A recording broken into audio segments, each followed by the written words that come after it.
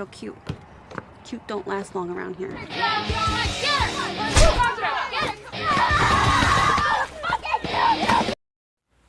Halo para gabut setiawan dimanapun kalian berada, gimana kabarnya? Kembali lagi bersama saya, Mimin Step. Pada kesempatan kali ini, Mimin akan menceritakan sebuah film yang bertema penjara, berjudul Jailbait yang dirilis pada tahun 2014. Film ini mengisahkan seorang perempuan cantik yang harus masuk ke dalam penjara dikarenakan ia tidak sengaja membunuh ayah tirinya. Akan tetapi, di dalam penjara sendiri, Doi harus mengalami suatu pembulian dari tahanan lain. Bahkan lebih parahnya, Doi harus dijadikan wanita pengencerit oleh kepala sipil. Oke, tanpa banyak spoiler di awal, mari lempengkan posisi duduk Anda, lalu rapikan dalaman mantan kalau punya, dan mulai.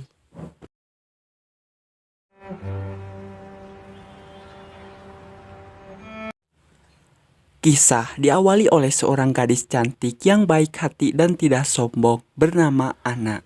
Suatu hari di saat Ana sedang memainkan seloknya, tiba-tiba ia kedatangan bapak tirinya yang sedang dipengaruhi oleh minuman beralkohol.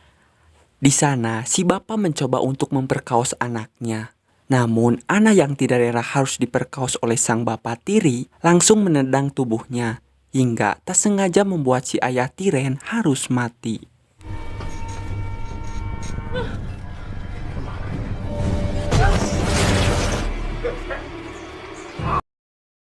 Atas insiden tersebut, Ana dinyatakan bersalah oleh hakim, lalu harus menjalani sebuah hukuman kurang lebih 4-9 tahun penjara. The defendant, Juvenile Correctional Facility.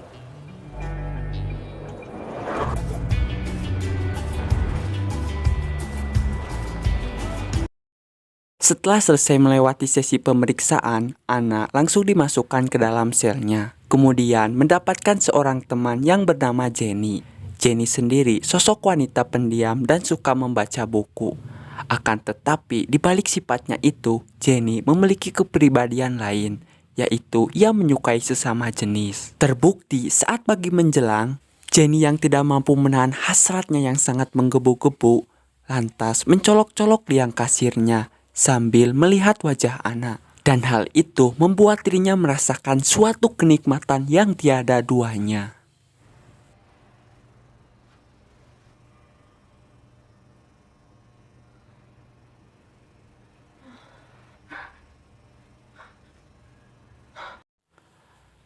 Pada saat di lapangan, Ana didatangi oleh suatu kelompok yang dipimpin oleh Cody. Saat itu, Cody mengajak Ana untuk bergabung dengan kelompoknya. Akan tetapi, Ana memilih untuk sendiri dan menolak tawaran Cody. Can get real nasty, you know what I mean? Friend. I know you think it's just a bunch of little girls. Fuck out of here.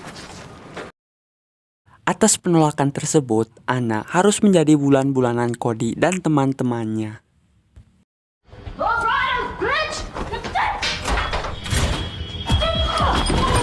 One last thing. You say anything, you're dead. You see anything. Setelah mendapatkan perawatan, Ana harus dipanggil untuk bertemu dengan kepala penjara yang bernama Frank.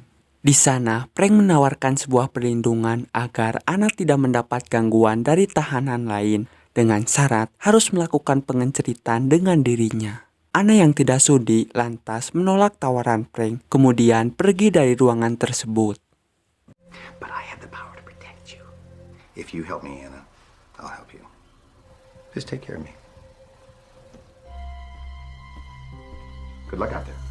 Pada saat berada di kamar selnya, Ana pun menangis sambil meratapi nasibnya saat ini. Kemudian Jenny mencoba menenangkan Ana. Dan saat itu juga terjadi sebuah pelesbongan di antara mereka berdua.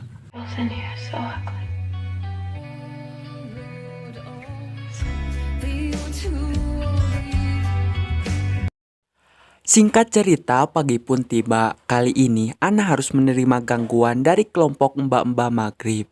Akan tetapi Ana tidak melawan dan memilih untuk diam saja. Dikarenakan Ana membutuhkan suatu ketenangan, akhirnya ia memutuskan untuk bergabung dengan kelompok Cody.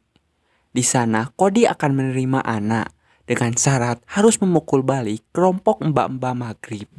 Tanpa basa-basi apalagi berpikir panjang, ditakutkan kepala malah menjadi botak, Ana langsung bergegas pergi untuk menghajar si mbak-mbak maghrib.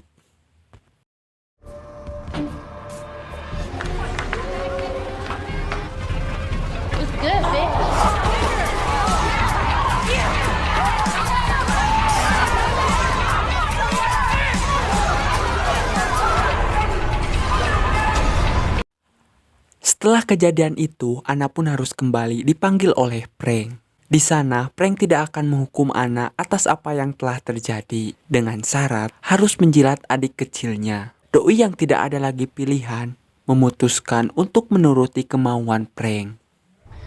Then what you gonna do?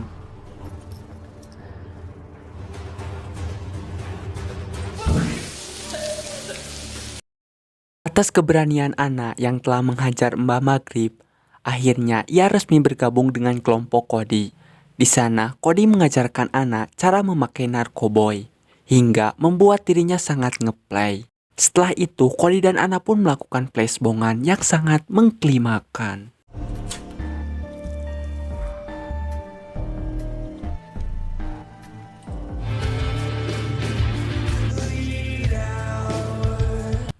Keesokan harinya, Doi pun dikunjungi oleh sang ibu. Di sana, Ana menceritakan semuanya mengenai ayah tirinya yang selalu melakukan pelecehan terhadap Ana.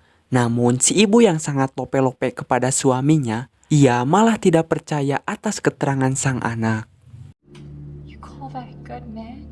Man. He took care of us. Fucked me every single day since I was a little girl, and you knew you deserved to be in here. Don't ever come back here.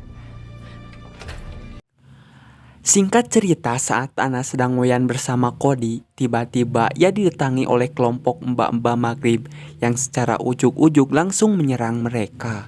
Dari kejadian tersebut, Ana pun harus dipanggil lagi oleh Frank.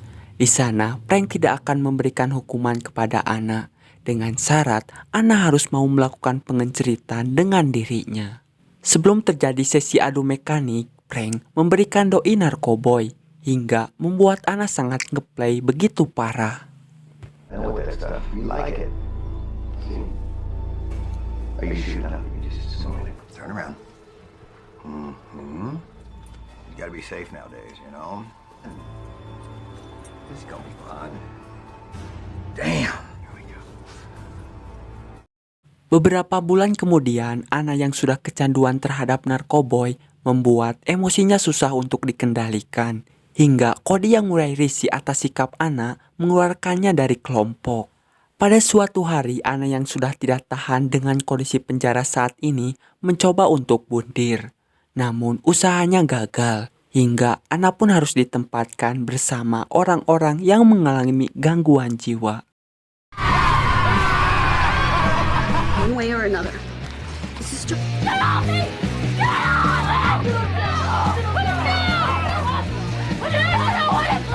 Alright, calm the fuck down. You know what it's like to work with me.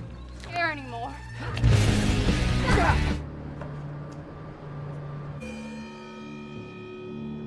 Suicide watch. How do you feel?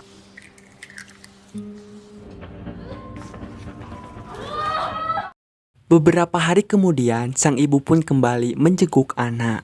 Untungnya, kali ini ia percaya kepada Ana dan berjanji akan mengeluarkannya dari penjara. Dikarenakan saat ini Doi tidak memiliki kelompok, akhirnya ia pun harus menjadi bulan-bulanan para napi hingga mengantarkannya ke ruang perawatan.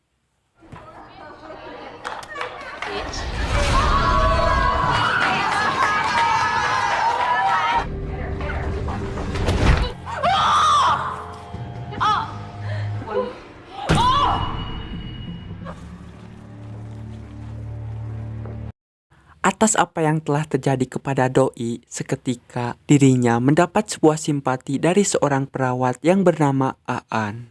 Beliau yang kasihan melihat kondisi Doi, berjanji akan membantunya dan membongkar kelakuan busuk si Frank, dikarenakan ia memiliki saudara seorang gubernur. Akan tetapi, perbincangan tersebut diketahui oleh Frank hingga ia mengutus tahanan lain untuk membunuh Aan.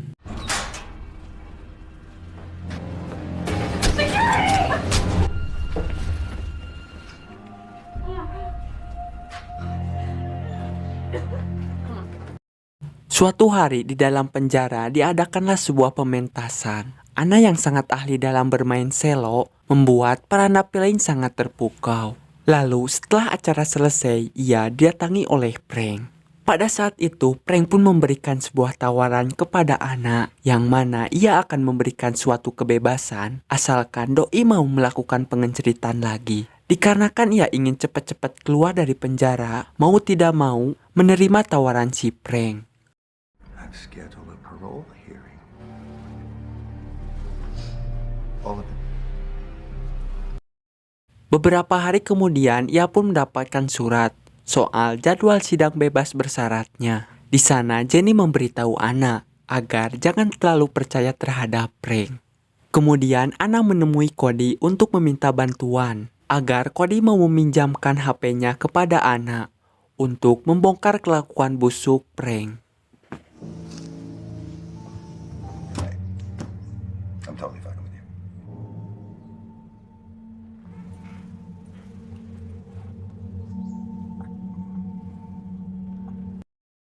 Di saat persidangan sedang berlangsung, Anna disetujui oleh para petugas untuk bebas dari penjara. Akan tetapi, si Frank tidak setuju karena ia beralasan bahwa Anna seorang tahanan yang selalu membuat kekacauan. Yang intinya, Frank ingin Anna tetap berada di sini. Pada saat itu juga, Doi pun memberikan rekaman tersebut kepada petugas, yang mana isi dalam rekaman tersebut merupakan sebuah video pelecehan yang dilakukan oleh Frank kepada para tahanan. It's a matter of circumstance. Perhaps it would be better if she leave. Behind closed doors. Let me see that. I can take a look. This man.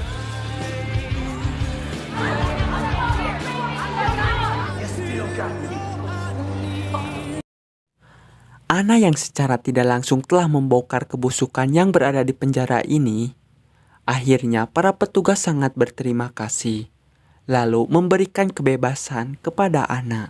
Dan saat itu juga film pun berakhir. Thank you. Love. Sorry, too. See you on the outside? Don't come back.